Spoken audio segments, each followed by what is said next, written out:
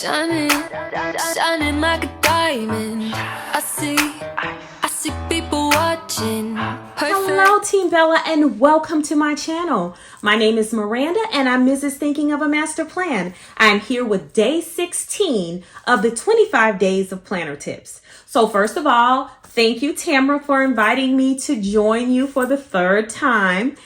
So if you guys are unfamiliar with it, it's something that Tamara hosts every December. She gets 25 very diverse and amazing planner babes together, and she gives us a topic. Typically they're questions, and we get to share our ideas, thoughts, and tips on said topic. So I would like to shout out everyone who's coming over from Julie's Plans channel. Welcome guys. If you are here watching the premiere with the morning tea, hey guys, good morning. I'm so excited that you guys join me. And if you are, OG Team Bella, then hey guys, welcome. So I'm excited to really participate in this particular topic, and I'm excited to share my ideas. So you'll see me referring down to my phone, and it's only because I have the questions here on my phone. Okay, so the first question is do you think that there's a difference between planner funk and planner rut?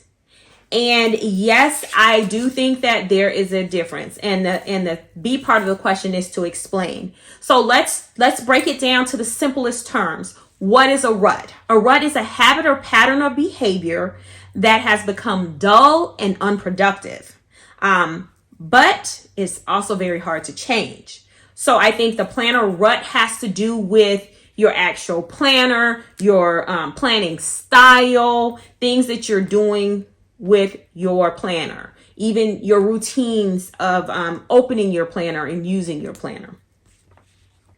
A planner funk is a state of undesirable emotions or feeling out of sorts. So this is more due to external things that impact you planning, right? So for me, and the second question is, have you ever experienced a planner rut or planner funk? Yes, I've experienced both.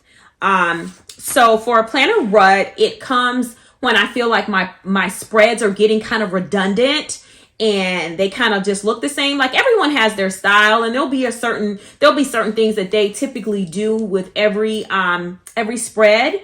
But sometimes I feel like that could get me in a rut if I find myself reaching for the same sticker book more than one time or multiple times, or if I'm using the same washi tape in multiple spreads. Those are the things that can spiral me into a planner rut. I felt like, right now I'm kind of going through that a little bit. I feel a little ruttish, if you will.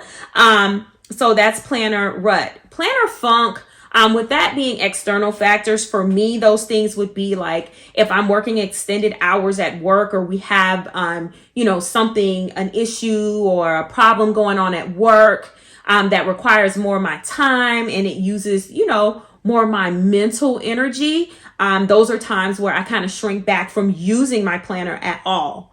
I'm not putting plans down typically. I'm not touching my planner daily. I'm not opening it. I'm not journaling. I'm not doing any of that. When I travel for work, I sometimes go into a planner funk. I try to get out of that one relatively quickly.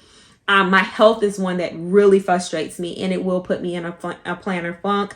I suffer from an autoimmune disease, so sometimes I suffer from extreme fatigue, and I'm physically not able to do anything but work. And it takes all out of me to go to work. So, gotta work, gotta make these coins. So those are the things, and those are the times that I felt a planner funk. The question number 3 is,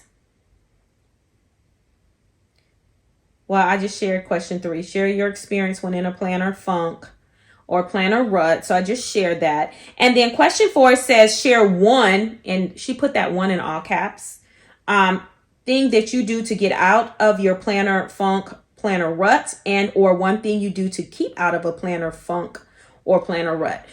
Tamara, I'm sorry, I can't just give one. I have multiple ones, and I think they're all equally important. So we can talk about this later, okay?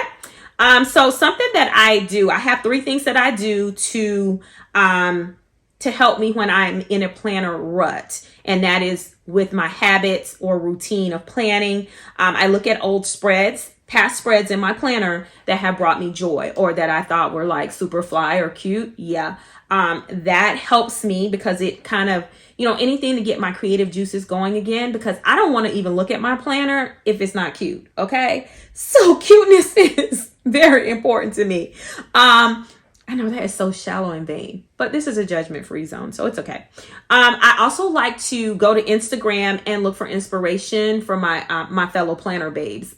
We have so many creative people within this planner community, and sometimes I like to look at their spreads for inspiration. If I take something specific, of course, I'm going to shout that person out, but that also helps me. And then flipping through the sticker books that I have saved / hoarded or whatever, and I use those stickers that I've been saving, because what am I saving them for? They are for planner spreads, and normally that gets my creative juices going, and I'm so excited to open my planner. I'm so excited to plan out that spread. And I even, shock myself sometimes. I'm like, wow, I pulled this together. This is super cute. Ooh, girl, this is cute. Yeah. So that actually is kind of how I get myself out of a planner rut. In terms of avoiding the planner rut, I think the fact that using a different variety of planners. So, for me, that would be stepping outside of the happy planner. And I do. I'm not loyal. I am not loyal to a planner company or a planner. Okay. If I like it and I think I want to try it, I'm going to try it. Okay.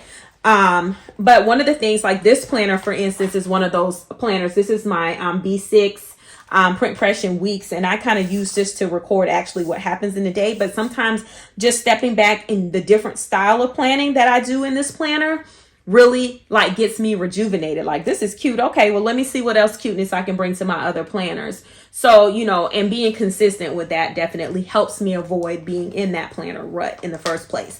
Planner funk, I really don't feel like you can avoid those, because I think unforeseen events are going to continue to happen to us. It's just a part of human nature, right? So, just remembering oh, wait a minute. So before I tell you, I need to tell you what I do to get out of a planner funk. So when I'm in a planner funk, let's say if it's because work has been overwhelming, I am putting in all these extra hours, we have this escalation going on, and it requires my mental energy. I need to practice self-care. Bubble bath, wine, old school Erykah Badu, Jill Scott, and just relax. A lot of times that does help me. It helps me rejuvenate myself. It helps me, to just go somewhere happy, singing at the top of my lungs. I'm not saying I'm doing great singing, but sing along to the songs. It does something to me. And it helps me, especially if my planner funk has been just because work has been overwhelming and exhausting and I don't want to touch my planner. If my planner funk has been triggered by, let's say, travel, and normally what happens when I travel is I will plan my spread. I will actually decorate my spread, but no plans. And y'all, that I don't like that. I don't like blank pages in my planner. I like all my pages to be complete. But guess what? I didn't do anything. Like, normally my husband takes care of those things for me when I'm out of town, or if he travels a lot with work as well. So it just doesn't have, like, the trash, putting the trash. No one's going to put the trash out. No one's here to put it out. Who's going to put it out? No one's going to put it out. So just really just controlling the things that I can, making sure I'm going to put the past behind me, because you cannot correct the past. I mean, you can do things to correct the past. Okay, let me put the past behind you. You cannot go back and relive it. So put it behind you. So what I try to do is get right back on the bandwagon. If I travel, like for instance, I'm traveling this week, I come back on Friday, I really will not have plans in my planner until Friday. Guess what? Making sure that when I get here Friday, my planner is already filled out for the weekend. At least I have Friday, Saturday, and Sunday. I am moving forward thinking, keeping it ahead. I'm not going to cry over spilt milk. Monday through Thursday, those days are gone. I wasn't here. I can't plan it. Okay. And And to avoid being in the planner funk, like I stated before, I really feel like that's not something you can really avoid. It's just knowing what to do, what your triggers are, what triggers you to get in the funk, and then having a solution or a workaround to pull you out of it. So I hope those tips have helped you. And that is my contribution, day 16 of the 25 days of planner tips. Now I want to turn your attention for day 17. Tomorrow, I want you to go over to the planner channel. You're going to meet a wonderful planner babe there by the name of Katie. And what I can tell you about Katie is that girl is always smiling. So she has a brilliant smile. She'll be smiling. She does live plan with me, and she also has this 5-step planning process. And I hope I didn't add too many steps, but she does have this planning process that she shares. So you guys go over there so you can check out day 17. I also look forward to hearing your thoughts on my tips. Do you do any of those tips, or did you pick up a tip that you'll be able to use if you get in a planner rut or funk? Thank you guys so much for joining me. Again, Tamara, thank you for having me join the collaboration. And don't forget the 3 things: like, comment, and subscribe. I'll see you very soon. Ciao, Bella.